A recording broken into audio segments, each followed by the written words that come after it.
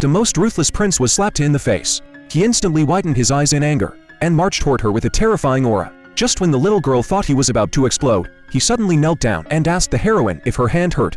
The little girl fainted on the spot. The next second, a kitchen knife flew across the face and cut off their moment. The heroine immediately got into a carriage and fled. The heartbroken prince took out his anger on the little girl and ordered his men to throw her into a mass grave. But the little girl suddenly called him dad.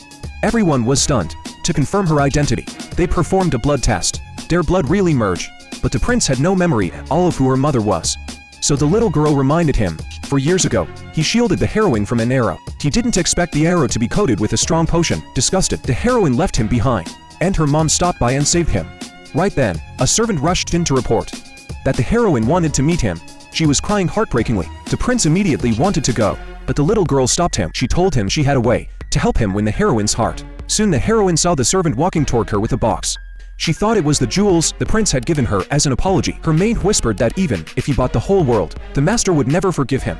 But the servant said the prince didn't have time to see her, leaving behind only the angry heroine. Not long after, his subordinates barged in with shocking news. The little girl had disappeared, and even the heroine's husband was missing. He had been taken by the little girl to a lively house. The owner complained he was too old and offered only $50 for him. The crown prince grew more furious with every word. Just as the little girl continued bargaining, the prince arrived, holding his most terrifying feather duster. She immediately knelt down, crying that she just wanted to help her dad vent his anger. The prince softened instantly and ordered his men to knock out the crown prince and send him home. The next day the crown prince reported everything to the emperor, asking for the girl to be severely punished. But the little girl said she didn't even know what kind of place that lively house was. Could you eat candied fruit there? Will the emperor believe